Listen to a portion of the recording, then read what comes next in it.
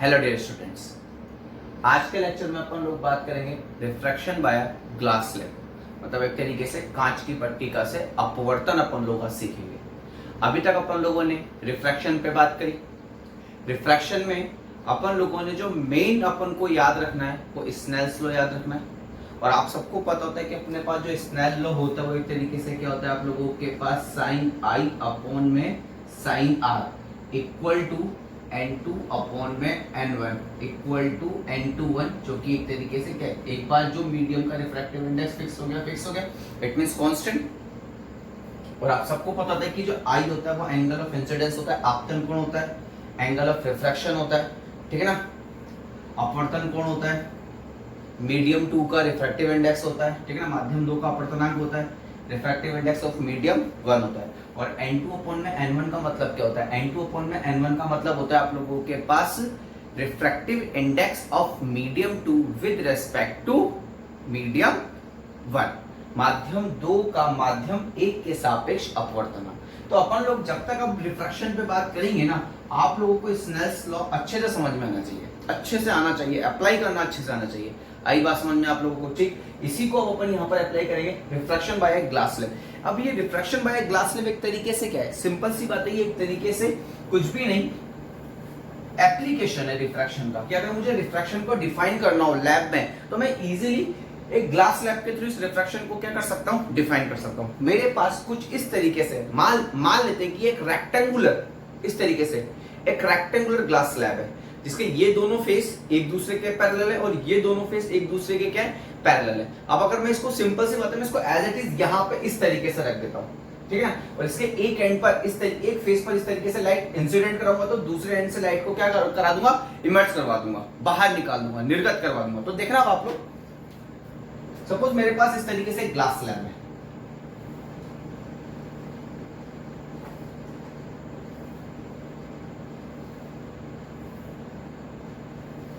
इस तरीके से मेरे पास एक ग्लास स्लैब है बेटा, ठीक।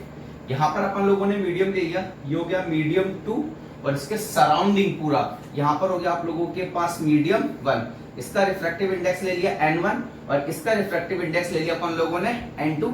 और यहां पर अभी अपन लोगों ने कंडीशन लगा दी n2 is greater than n1, n2 is greater than, यहां पे लिख देता हूं n2 is greater than n1। It means fix है कि ये वाला मीडियम आप लोगों के पास हो गया डेंसर, और ये वाला मीडियम आप लोगों के पास एक तरीके से क्या हो गया, रेयरर, ठीक है ना। ये सघन हो गया और ये आप लोगों के पास क्या हो गया, विरल हो गया। आई बात समझ में आप लोगों को, ठीक। अपन लोगों ने ये A B C and D, और जो अपन लोग ये ग्लास स्लैब ले रहे हैं, ठीक है ना, ये जो अपन लोग ग्लास स्लैब ले रहे हैं, इस ग्लास स्लैब का जो थिकनेस है वो थिकनेस अपन लोगों ने ले लिया कि थिकनेस आप लोगों के पास कितना है, टी, स्मॉल टी ले लिया, ठीक। अब एक रे इस तरीके से इस पर आके इंसिडेंट होती है, ये आप लोगों के पास एक तरीके से क्या है, इंसिडेंट रे, आपतित किरण। अब जैसे इंसिडेंट रे ए बी इंटरफेस पर आके गिरती है, ए बी अंतरापृष्ठ पर आके गिरती है, वैसे इस रे को समझ में जाता है कुछ ना कुछ गड़बड़ हो गई। गड़बड़ होते ही ये सबसे पहले किसको ढूंढेगी, ये सबसे पहले किसको ढूंढती है, नॉर्मल को ढूंढती है। आगे बस में, और ये नॉर्मल अपन लोगों ने बोल दिया कि नॉर्मल आप लोगों के पास क्या है, एम एन है। अगर सपोज ये वाला इंटरफेस ए बी अंतरापृष्ठ नहीं होता, तो रे बिना डायवर्ट सीधे निकल जाती, इस तरीके से बिना डायवर्ट को सीधे निकल जाती कि नहीं निकल जाती। लेकिन फैक्ट है कि अब विरल माध्यम से सघन माध्यम में एंटर कर रही है रे, तो फैक्ट है टुवर्ड्स नॉर्मल बेंड होगी कि नहीं, अभी लंबे की तरफ मुड़ेगी कि नहीं मुड़ेगी, और कुछ इस तरीके से मुड़ जाएगी इधर की तरफ, और जैसे ही इधर की तरफ टर्न करेगी तो इस तरीके से आगे बढ़ेगी कि नहीं बढ़ेगी, और इस तरीके से आगे जाएगी। आई बात समझ में आप लोगों को, ठीक। ये इस तरीके से आगे गई, ठीक। अब फैक्ट है कि जैसे ही अब वो डीसी इंटरफेस पर आएगी, डीसी अंतरापृष्ठ पर आएगी, फिर उसको लग गया मामला कुछ ना कुछ गड़बड़ हो गया। मामला गड़बड़ होते ही अब वो क्या करेगा, वापस किसको ढूंढेगा, नॉर्मल को ढूंढेगा इस तरीके से, और ये नॉर्मल को अपन बोल देते हैं एम डैश एन डैश। हो सकता है कि नहीं हो सकते। अब फैक्ट है कि अगर ये वाला इंटरफेस नहीं होता, ये वाला अंतरापृष्ठ नहीं होता, तो ये रे बिना डायवर्ट हुए सीधे इधर निकल जाती है कि नहीं निकल जाती। लेकिन फैक्ट है अब डेंसर से रेयर में आ रही तो away from the normal bend होगी, ठीक। तो ऐसी कंडीशन पर अपन लोग क्या देखते हैं कि ये थोड़ा सा बैंड हो जाएगी और बाहर की तरफ ऐसे निकलेगी। और इस तरीके से निकलेगी कि जो इंसिडेंट रे है, इंसिडेंट रे का जो इनिशियल पाथ है, कि अगर सपोज ये ग्लास स्लैब नहीं होता तो ये रे बिल्कुल सीधे इस तरीके से पास होती कि नहीं होती, अरे बस में। लेकिन फैक्ट है कि अगर मैं सिंपल सी बात करूं कि ग्लास स्लैब मैंने बीच में रख दिया, ठीक है ना, एक बार यहाँ पे रिफ्रैक्शन हुआ, एक बार यहाँ पे रिफ्रैक्शन हुआ, एक बार यहाँ पर अपवर्तन हुआ, एक बार यहाँ पे अपवर्तन हुआ, तो जब ये रे वापस बाहर निकलेगी तो जो इंसिडेंट रे का जो इनिशियल पाथ था उसके वापस उसके क्या जाएगी, बिल्कुल पैरेलल हो जाएगी।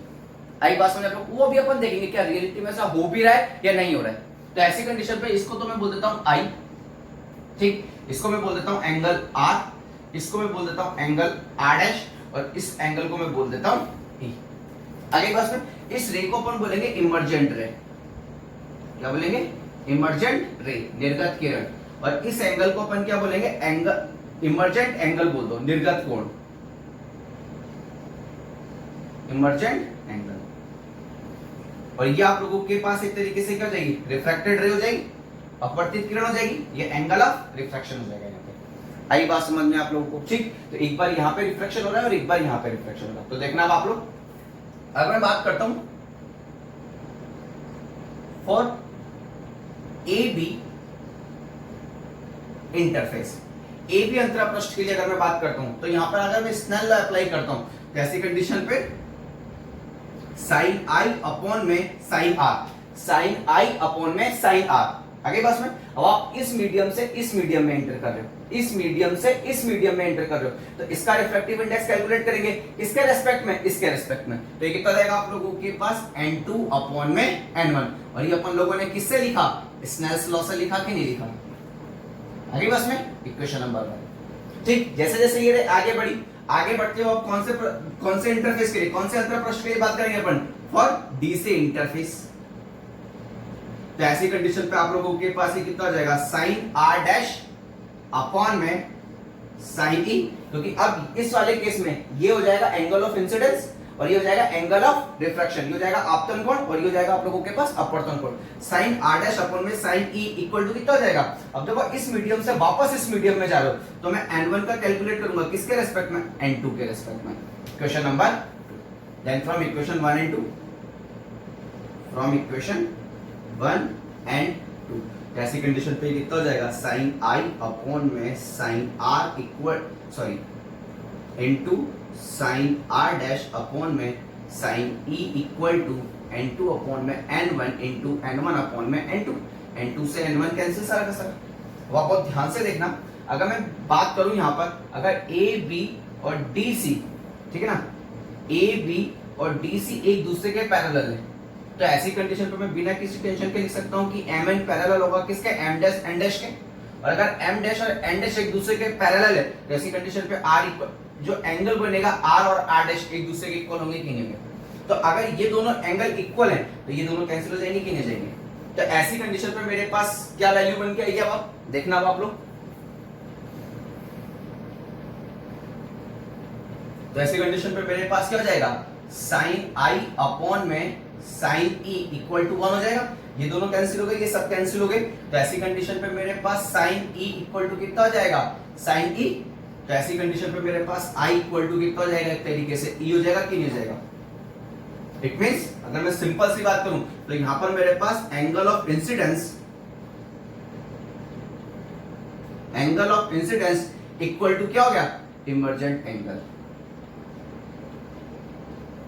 हुआ कि एंगल ऑफ इंसिडेंस किसके इक्वल हो गया, इमर्जेंट एंगल के इक्वल है कि नहीं हुआ। इट मींस यही तो बात हो गई कि अगर मैं सिंपल सी बात करूं तो यही तो लिखूंगा कि इमर्जेंट रे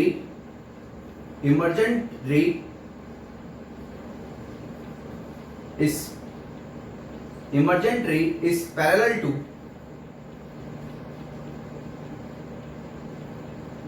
इंसिडेंट रे। कि जो आप लोगों के पास इमर्जेंट रे होगी वो एक तरीके से इंसिडेंट रे की ही क्या होगी, आप लोगों के पास बिल्कुल पैरेलल होगी। आई बात में। और ये अब अगर सपोज ये वाला एंगल और ये एंगल दोनों इक्वल है तो फैक्ट है कि अगर इस वाले पाथ को मैं आगे बढ़ाऊंगा और जो इमर्जेंट रे होगी जब ये आगे की तरफ मूव करेगी तो ये हमेशा इसी लाइन के क्या मूव करेगी, हमेशा पैरेलल मूव करेगी। आई नहीं आई बात समझ में, देखो इसको एक बार,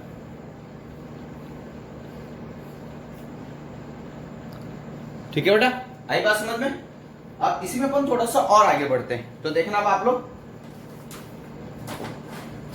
इसमें अपन थोड़ा सा और आगे बढ़ते हैं। अब आप बहुत ध्यान से देखना, अगर ये ग्लास स्लैब नहीं होता, अगर सपोज ये ग्लास स्लैब नहीं होता, तो ये जो इंसिडेंट रे ये बिल्कुल सीधे पास हो जाता है, क्यों नहीं जाता?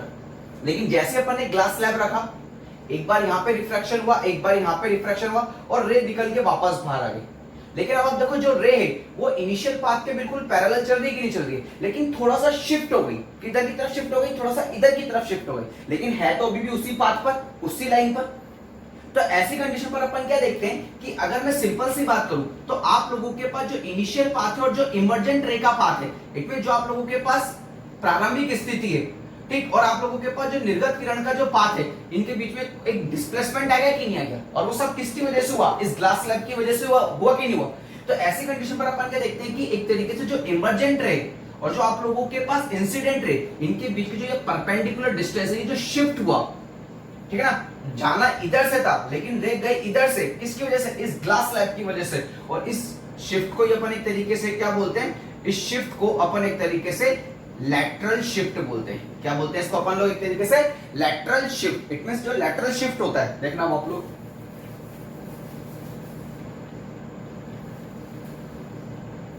ठीक, देखना आप लोग। अब अपन बात करते हैं किस पर? लैटरल शिफ्ट पर। लैटरल शिफ्ट, तो लैटरल शिफ्ट को अपन यहाँ पे मान लेते हैं कि इसको अपन किससे रिप्रेजेंट करेंगे? स्मॉल डी से रिप्रेजेंट करेंगे। तो लैटरल शिफ्ट को अगर मुझे डिफाइन करना है तो मैं इसको क्या लिखूंगा? लैटरल शिफ्ट अपन लिखेंगे it is a perpendicular distance, it is a perpendicular distance between emergent रे एंड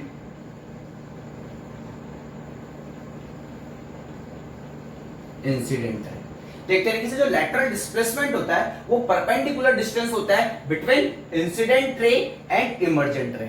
आई बात समझ में आप लोगों को? अब फैक्ट है कि अब वो अपन देखेंगे कि जो ये लैटरल डिस्प्लेसमेंट है ये किन किन फैक्टर पे क्या करता है, आप लोगों के पास डिपेंड करता है। तो देखना अब आप लोग, अगर मैं सिंपल सी बात करूं तो ये इंसिडेंट रे, ग्लास स्लैब आ गया बीच में, और ये इमर्जेंट रे बाहर निकल गया। तो फैक्ट है कि अगर मैं सिंपल सी बात करूं तो देखना आप लोग, मैं यहां से क्या करता हूं, इस तरीके से इस पॉइंट से जहां से रिफ्रैक्शन हो रहा है, जिसके बाद इमर्जेंट रे इंसिडेंट रे के क्या हो गए? बिल्कुल पैरेलल हो गए। इस पॉइंट के बाद, इस पॉइंट के बाद अब आप देखो हमेशा के लिए पैरेलल हो गए।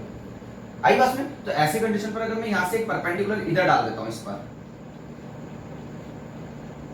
अब आप देखो इसके बाद इस पॉइंट से अगर मैं इधर परपेंडिकुलर इधर लेता हूं, तब आप देखो इसके बाद हमेशा ये एक दूसरे के पैरेलल ही रहेंगे।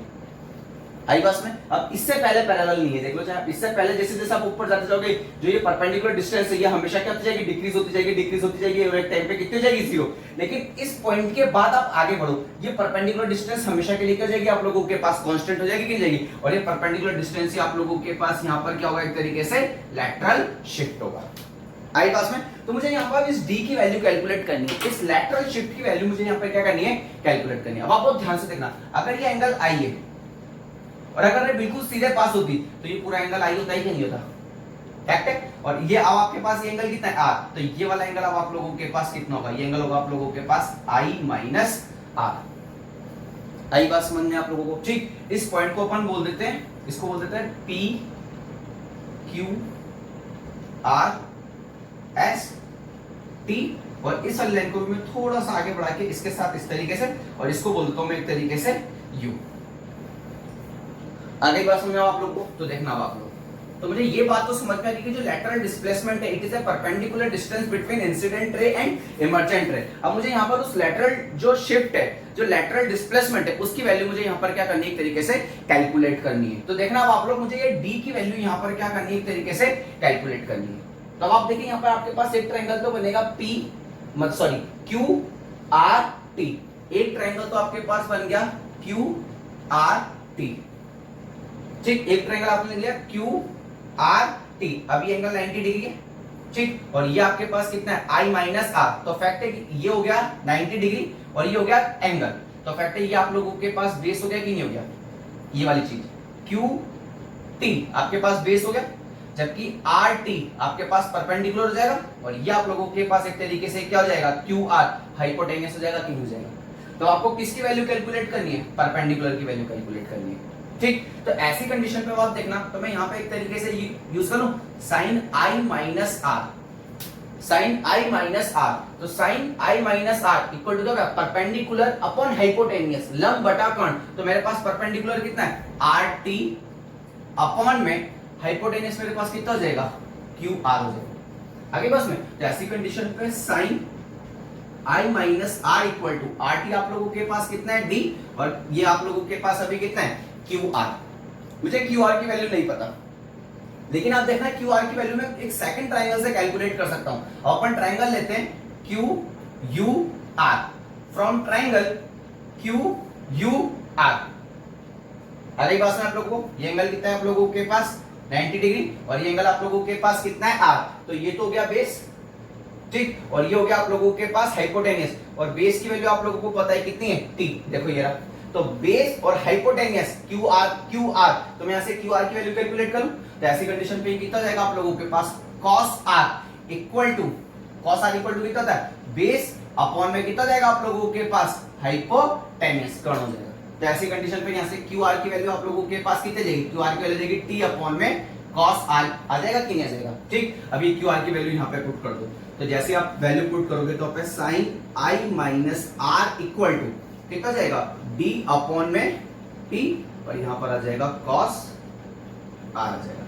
ठीक, तो ऐसी कंडीशन पे कितना जाएगा cos r d अपॉन में t, आपको किसके लिए कैलकुलेट करनी है d, then d equal to आप लोगों के पास कितना जाएगा d इक्वल टू जाएगा t sin i minus r upon में cos r, और यही आप लोगों के पास एक तरीके से क्या है लैटरल डिस्प्लेसमेंट, ये आप लोगों के पास लैटरल डिस्प्लेसमेंट, या फिर अगर मैं सिंपल सी बात करूं तो लैटरल शिफ्ट भी बोल सकते हैं।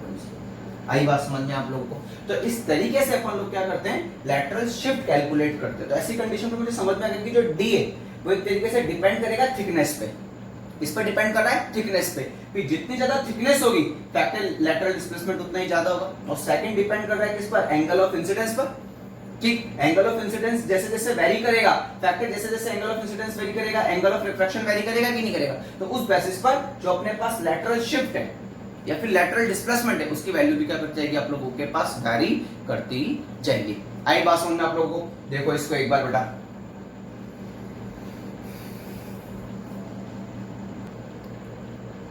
ठीक है बेटा, आई बात समझ में।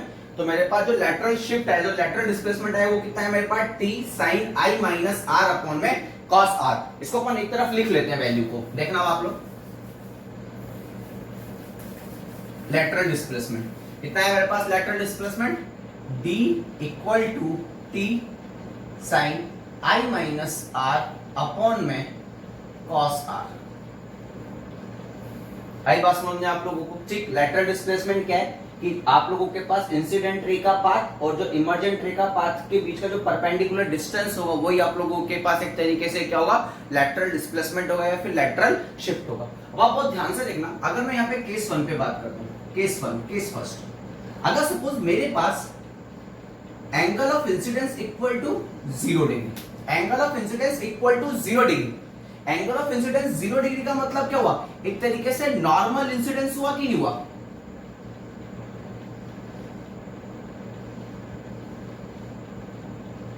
नॉर्मल इंसिडेंस का मतलब क्या, अब आप देखो ये एंगल आई है ना, अब जैसे जैसे आप ऊपर की तरफ जाते जाओगे एंगल ऑफ इंसिडेंस डिक्रीज होता जाएगा, और एक टाइम ऐसा आएगा कि जब आप बिल्कुल पैरेलल आओगे, बिल्कुल परपेंडिकुलर आओगे, अरे बस में, तो ऐसी कंडीशन पे आप लोगों के पास एंगल ऑफ इंसिडेंस कितना जाएगा 0 डिग्री। अगर आपके पास एंगल ऑफ इंसिडेंस 0 डिग्री है तो याद करो मैंने आपको बताया था कि अगर सपोज आप लोगों के पास ये नॉर्मल इसी तरीके से आ रही, तो इसी तरीके से बिना डेविएट हुए रे बिना विचलित हुए एकदम सीधे निकल जाएगी कि नहीं निकल जाएगी। और ऐसी कंडीशन पर अगर एंगल ऑफ इंसिडेंस 0 डिग्री तो एंगल ऑफ रिफ्रैक्शन भी कितना होगा 0, तो फैक्टर ये बिल्कुल सीधा निकल जाएगा, और फैक्टर इधर भी बिल्कुल परपेंडिकुलर गिरेगा तो बिल्कुल सीधा निकल जाएगा। तो ऐसी कंडीशन पर आप लोग क्या नोटिस करोगे कि बिल्कुल रे सीधे आई और सीधे निकल गई, ठीक है ना, इसी तरीके से बिल्कुल सीधे आई और सीधे निकल गई, तो फैक्टर यहाँ पे रे तो अपना पाथ चेंज करा ही, पाथ चेंज नहीं करा तो इट मींस यहाँ पर आप लोगों के पास लैटरल डिस्प्लेसमेंट एक तरीके से कितना होना चाहिए 0 होना चाहिए कि नहीं होना चाहिए। अगर मैं कॉमन सेंस की बात करूं, अब आप ये वैल्यू यहाँ पे भी पुट करके देख लो, ठीक है ना, साइन आई कितना है 0, आर कितना है 0, ठीक है ना, तो साइन 0 की वैल्यू कितनी होती है 0। आगे बात सुने, तो अब 0 हो गया पूरा का पूरा अपने पास, तो ऐसी कंडीशन पर अगर मैं सिंपल सी बात करूंगा तो मेरे पास जो यहाँ पे लेटरल डिस्प्लेसमेंट आएगा ये एक तरीके से मिनिमम होगा, इससे कम तो क्या हो सकता है, जीरो ही होगा आप लोगों के पास। आई बात समझ में आप लोगों को। और अगर सपोज मैं यहां पर बात करता हूं, ठीक है ना, समझ में आया ना ये। नेक्स्ट देखो अब आप लोग, अगर मैं बात करता हूं सपोज एंगल ऑफ इंसिडेंस कितना है आप लोगों के पास 90 डिग्री। अगर आप लोगों के पास एंगल ऑफ इंसिडेंस 90 डिग्री है तो फैक्ट है कि इसका मतलब ये तो कि अगर सपोज ये आप लोगों के पास इस तरीके से ये ग्लास स्लैब है, ठीक, अब जो रे इंसिडेंट हो रही है ये बिल्कुल एज इट इज इस तरीके से इंसिडेंट हो रही है, बिल्कुल इस तरीके से इस पर आ रही है, ये इस तरीके से। और फैक्ट है यहाँ पे ये क्या होगा आप लोगों के पास, नॉर्मल होगा कि नहीं होगा। तो ऐसी कंडीशन पे अब जो रे है वो इस तरीके से जैसे इस नॉर्मल के पास आएगी तो नॉर्मल की तरफ बेंड होगी कि नहीं होगी, ठीक है। तो ऐसी कंडीशन पे ये इधर की तरफ चली जाएगी इस तरीके से। और जैसे ये एंगल अगर आर है तो फैक्ट है इधर जाके ये किसको ढूंढेगी, आर को। और फैक्ट है जब वापस बाहर निकलेगी तो अब यहाँ पे देखो एंगल ऑफ इंसिडेंस आप लोगों के पास कितना एक तरीके से 90 डिग्री। तो फैक्ट है कि जो एंगल ऑफ इमर्जेंट होगा वो भी कितना होना चाहिए 90 डिग्री। तो रे किधर की तरफ जाने लग जाएगी, इधर की तरफ जाने लग जाएगी। आई बात समझ में आप लोगों को। तो ऐसी कंडीशन में अब ये 90 डिग्री से मतलब एक तरीके से अप्रोक्स 90 डिग्री है, क्योंकि अगर मैं बिल्कुल सीधा लेके आऊंगा ना तो बिल्कुल सीधे निकल जाएगी। अब मैं ये एंगल की बात करूं तो अगर सपोज ये प्लेन है और ये नॉर्मल है तो रे बिल्कुल इस तरीके से आएगी, बिल्कुल इस तरीके से और बिल्कुल इस तरीके से एंगल पर आके गिरेगी। मतलब यहाँ पे ये जो एंगल ऑफ इंसिडेंस है ये 89.9 डिग्री के आसपास है आप लोगों के पास। अरे बस क्योंकि अगर इंटरफेस पे लेकर तो बिल्कुल सीधे निकल जाएगी, लेकिन ये थोड़ा सा एंगल है, बिल्कुल मतलब सरफेस से थोड़ा सा बहुत माइनर एंगल पर है, ठीक ना। कितना सपोज एंगल ऑफ इंसिडेंस कितना 89.9 डिग्री, मतलब तो फैक्ट है कि सरफेस के बिल्कुल पास चल के आ रही है कि नहीं आ रही। इसको मैंने अप्रॉक्स एक तरीके से कितना कंसीडर कर लिया 90 डिग्री कंसीडर कर लिया। आ रही है ना बात में, क्योंकि अगर मैं बिल्कुल 90 डिग्री लूंगा तो बिल्कुल सीधे जाती रहेगी, बिल्कुल सीधे जाएगी बिना किसी टेंशन के। लेकिन यहाँ पे अपने पास जो एंगल ऑफ इंसिडेंस है वो 90 से बहुत कम है, ठीक है ना। बहुत मतलब जो डिफरेंस है ना वो बहुत कम डिफरेंस है, मतलब बिल्कुल अप्रॉक्स 90 के आसपास कहीं पर वैल्यू रखता है वो। आई बात समझ में आप लोगों को। तो ऐसी कंडीशन पे अब आप देखना, तो अब वैल्यू पुट करो यहाँ पे। तो यहाँ पर अगर मैं सिंपल सी बात करूं तो देखना आप लोग, तो मैं यहाँ पे पहले डायरेक्ट लिखता हूँ। तो मेरे पास जो d की वैल्यू आएगी वो मैक्सिमम आएगी, और वो वैल्यू मेरे पास एक तरीके से कितनी आएगी, t के इक्वल आएगी। किसके इक्वल आएगी, t के इक्वल आएगी। मतलब जो आप लोगों के पास लेटरल डिस्प्लेसमेंट होगा इस टाइम पर मैक्सिमम लेटरल डिस्प्लेसमेंट होगा। कैसे, अब आप देखो आप क्या बोलते हो, perpendicular distance between incident ray and emergent रे। तो ये वाली जो रे ये आप लोगों के पास इंसिडेंट रे हो गई कि नहीं हो गई, और ये वाली रे इमर्जेंट रे हो गई। अब परपेंडिकुलर डिस्टेंस, तो परपेंडिकुलर डिस्टेंस यही तो होगी दोनों के बीच में, इसको पीछे बढ़ा दो तो ये परपेंडिकुलर डिस्टेंस और ये पूरी लेंथ किसके इक्वल है, टी के इक्वल है। टी के इक्वल हुआ कि नहीं हुआ। तो ऐसी कंडीशन पे डी जो यहाँ पे लेटरल डिस्प्लेसमेंट होगा वो मैक्सिमम होगा, और उसकी वैल्यू आप लोगों के पास कितनी होगी, एग्जैक्ट टी होगी। आई बात समझ में आप लोगों को। अब वैल्यू यहाँ पे पुट करके देख लो, देखो डी इक्वल टू कितना है आप लोगों के पास, t sine 90 minus r upon में कॉसा। ऐसी कंडीशन पे d इक्वल टू कितना जाएगा, t ऊपर जाएगा cos r अपॉन में नीचे भी कितना जाएगा cos r से cos r कैंसिल। ऐसी कंडीशन पे d मैक्स इक्वल टू कितना हो जाएगा आपके पास। आई बात समझ में। तो इसका मतलब ये हुआ कि मेरे पास जो d की वैल्यू है, ठीक है ना, वो या तो 0 हो सकती है, ठीक है ना, 0 के इक्वल हो सकती है, या फिर 0 से बड़ी होगी, 0 से छोटी नहीं हो सकती। और जो d की वैल्यू है वो t के इक्वल हो सकती है, और t से हमेशा क्या होगी, छोटी होगी। मतलब जो भी आप ग्लास स्लैब लेंगे उसकी जो भी ग्लास स्लैब की थिकनेस है उसके बराबर हो सकता है, लेकिन उससे ज्यादा लेटरल डिस्प्लेसमेंट अपन लोगों के पास यहाँ पर नहीं हो सकता। आई नहीं आई बात समझ लो। देखो इसको एक बार अच्छे से,